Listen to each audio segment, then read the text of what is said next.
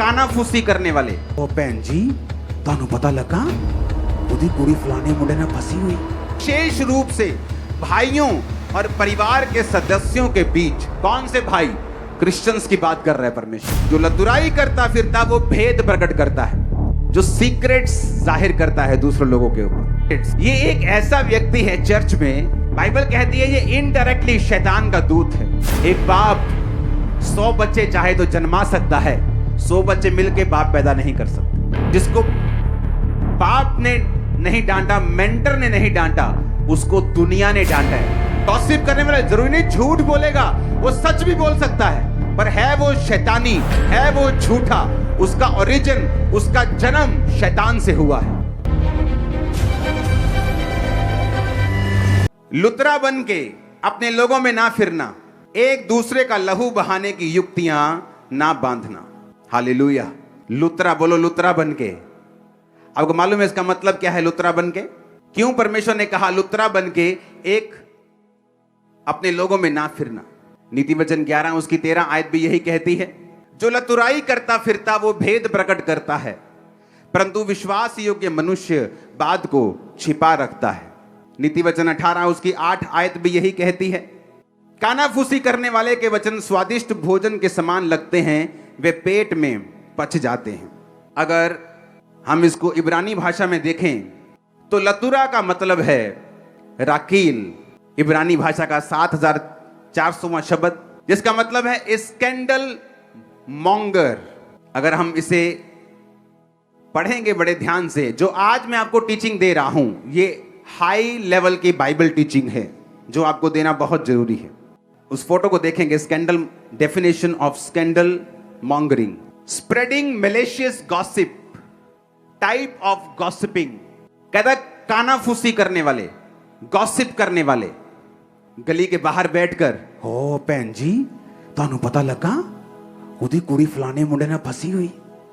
भैन जी पता लगा ਤੁਹਾਨੂੰ? आप मुंडा नशे करदा। अगर तुम विश्वासी हो, तुम गॉसिप नहीं करोगे। अगर तुम्हें कुछ पता चल जाए, तुम उसके लिए प्रेयर करोगे। आज बड़े ध्यान से वचन को समझना, क्योंकि ये छोटी आज्ञाएं ऐसी हैं, अगर आप इन्हें नहीं मानेंगे, हो सकता है आपकी बड़ी गवाही रुक जाए और कोई कुछ नहीं कर सकता। इसमें लिखा ए मैलिशियस गॉसिप। मैलिशियस गॉसिप का, मैलिशियस नाम का जो मैलिशियस वर्ड का मतलब हम समझेंगे, इसका मतलब है दुर्भावनाशील, कि किसी व्यक्ति की गॉसिप करना दुर्भावना के साथ। जब तुम्हारा बेटा नशा करता है, क्या तुम उसकी गॉसिप करती हो अपने मोहल्ले में कि भैन जी आओ ਤੁਹਾਨੂੰ ਗੱਲ ਦੱਸਾਂ, मेरा मुंडा नशा करके आया राती। आप बताते हो? बोलो, बताते हो कि नहीं? नहीं बताते। क्यों? क्योंकि वो आपका बेटा है। आपकी बेटी जब कोई गलत काम करती है, आप उसकी पूरे मोहल्ले में खबर फैलाते हो और फेसबुक पे डाल देते हो। ऐसा करते हो ना?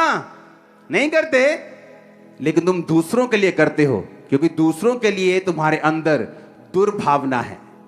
नीति वचन 11 उसकी 13 आयत का ये सार मैंने लिखा है, आप उसे देखो, जहां परमेश्वर ने कहा जो लतुराई करता फिरता वो भेद प्रकट करता, परंतु विश्वास योग्य मनुष्य बात को छिपा रखता है।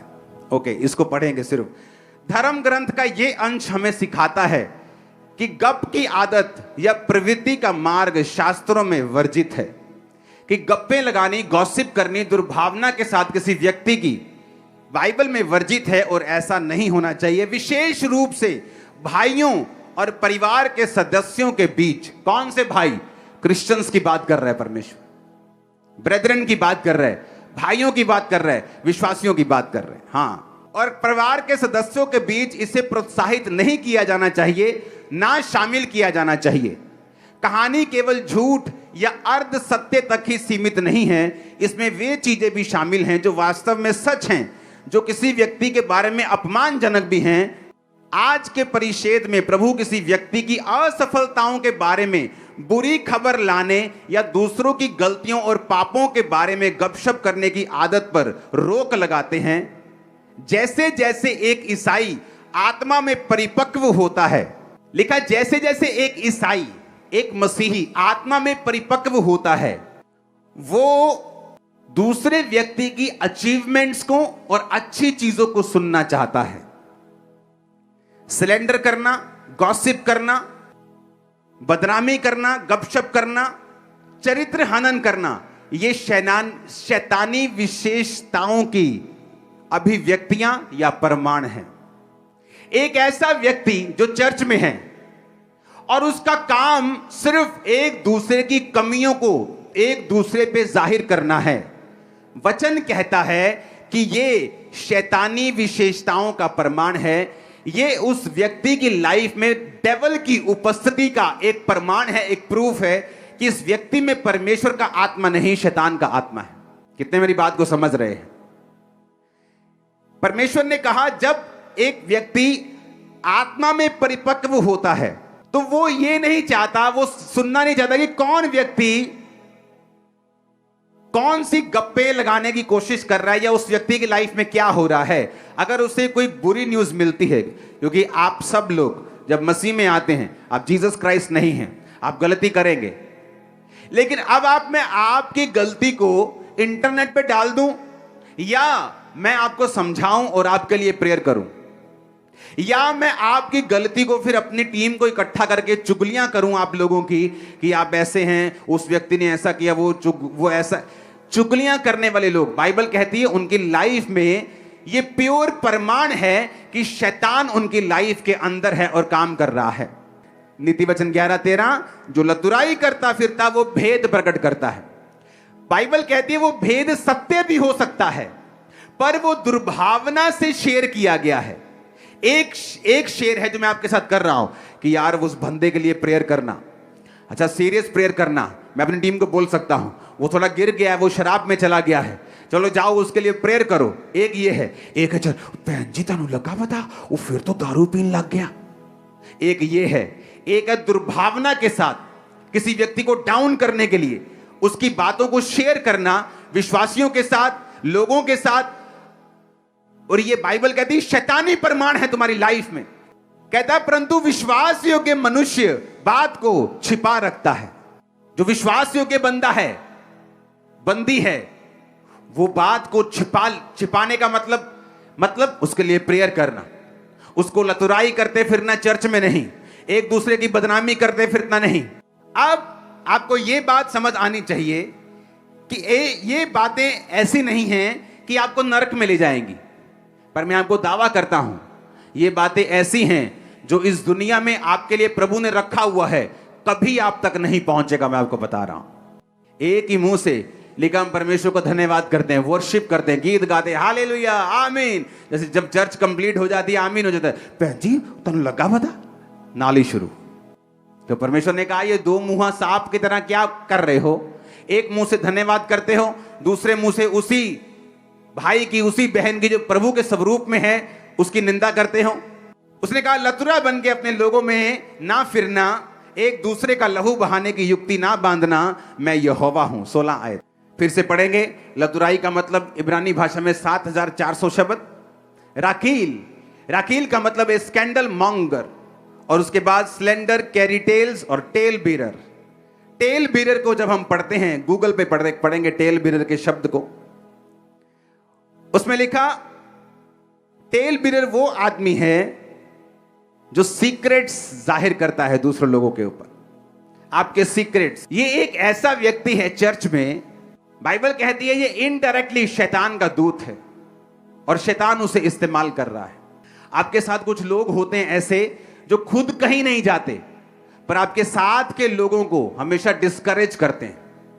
खुद कहीं नहीं जाना उन्होंने, लेकिन साथ वाले लोगों को कभी मालूम नहीं होता कि ये लोग क्या कर रहे हैं।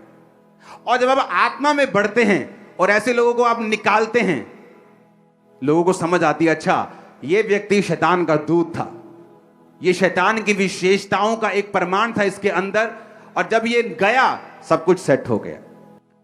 और जिन व्यक्तियों को ऐसे लोग डिस्करेज करते हैं, उन व्यक्तियों का हाल देखो जाके क्या होता है। जब वो निकल जाते हैं बुरे हाल होते हैं, बुरे हाल बताने योग्य नहीं। और उन्हें मालूम नहीं कि एक छोटा सा गुनाह जो तुम्हारे शरीर में, तुम्हारी लाइफ में है, किसी की लाइफ को कितना बड़ा इफेक्ट कर सकता है, क्योंकि जो परमेश्वर का जन है वो कभी इफेक्ट नहीं होता। एक बाप 100 बच्चे चाहे तो जन्मा सकता है, 100 बच्चे मिलके बाप पैदा नहीं कर सकते। हालेलुया। चाहे वो 100 के 100 डॉक्टर और इंजीनियर और बड़े बड़े बिजनेसमैन क्यों ना। नीति वचन 18 उसकी 8 में लिखा, कानाफूसी करने वाले के वचन स्वादिष्ट भोजन के समान लगते हैं, वो पेट में पच जाते हैं। कानाफूसी करने वाले के लिखा जो वचन होते हैं ना, बड़े टेस्टी लगते हैं, सुनने में मजा बड़ा आता है, लेकिन बाद में उसका असर जो है वो बुरा है। सुनाने वाला भी श्रापित है और सुनने वाला भी इफेक्टेड है। और जब ऐसी कमियां हमारी लाइफ में होती हैं तो जो परमेश्वर कई बार जो करना चाहता है, ऐसा नहीं कि हम स्वर्ग नहीं जाएंगे, स्वर्ग चले जाएंगे, ये मैं गारंटी देता हूं, पर जो प्रभु करना चाहता है वो नहीं होगा। वो परफेक्ट लाइफ जो खुदा देना चाहता है नहीं होगी। तुम जहां मर्जी चले जाओ, जो परमेश्वर का प्लान है वो एक ही है, वो अलग अलग नहीं है।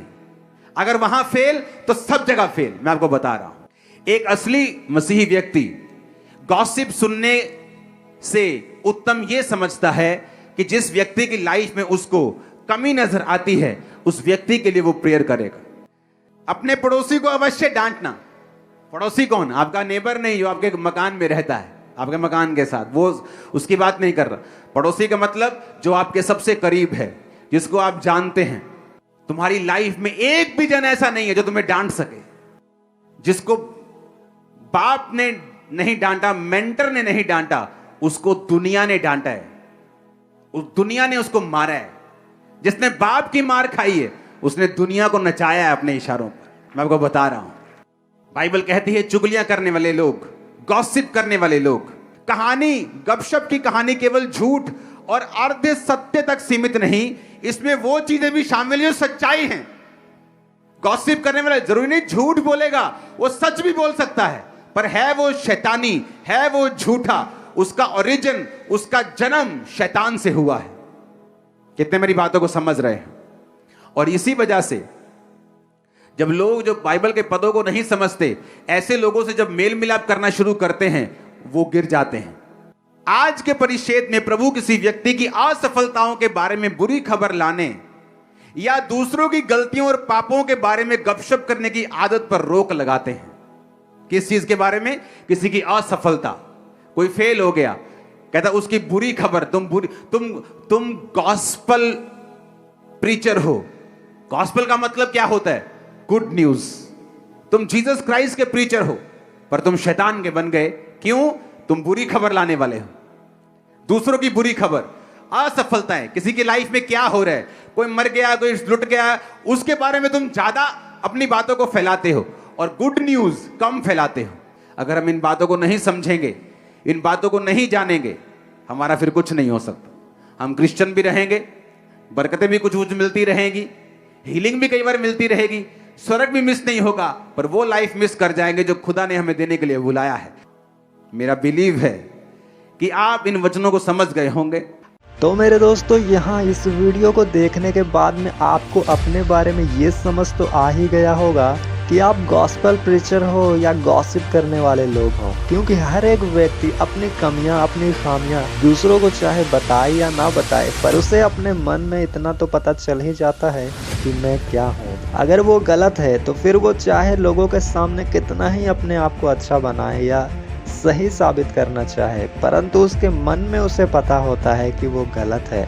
इसलिए बाइबल का वचन कहता है कि जब तुम प्रार्थना करो और तुम्हारा मन तुम्हें दोषी ना पाए, तो ये समझो कि तुम्हें प्रार्थना का फल मिल चुका है। क्योंकि पवित्र आत्मा जानता है कि एक इंसान गलतियां करके भी ये एक्सपेक्ट करता है परमेश्वर से कि वो हमें बड़ी बड़ी ब्लेसिंग को दे। इसलिए पवित्र आत्मा ने साफ कहा कि अगर तुम्हारा मन तुम्हें दोषी ना पाए तो समझ जाना कि वो प्रार्थनाएं कबूल हो चुकी है। और अगर तुम्हारा मन तुम्हें दोषी पाता है तो फिर तुम बाहर ये कहते नहीं फिर सकते कि परमेश्वर तो हमारी प्रार्थनाएं सुनते ही नहीं।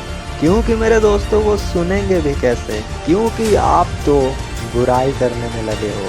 मेरे दोस्तों, ये वचन आपके ब्लेसिंग्स का केंद्र है। क्योंकि कुछ आशीषें आपको प्रार्थना करने से ही नहीं मिलती, कुछ आशीषें आपको वचन फॉलो करने के ही बाद मिलती है। क्योंकि हर मसले का समाधान प्रार्थना नहीं, वचन है कि हम उसे फॉलो करें और उन मसलों का हल हमारे जीवन में हो जाए। और आपके जीवन में उन्हीं चल रहे मसलों को हल करने के लिए ही शायद परमेश्वर की ओर से आपको ये वचन सुनने को आज मिला है। तो अपने जीवन की कमियों को इन वचनों के द्वारा निकालें और सही बने, ताकि आपका मन आपको दोषी ना पाए। और जब आप प्रार्थना में परमेश्वर के सम्मुख बैठो तो आपको याद हो कि आपका प्रार्थना परमेश्वर सुन रहे हैं और उसका उत्तर जल्द आने वाला है। तो मेरे दोस्तों, हम फिर से मिलते हैं ऐसे ही किसी और ब्लेस्ड मैसेज के साथ में।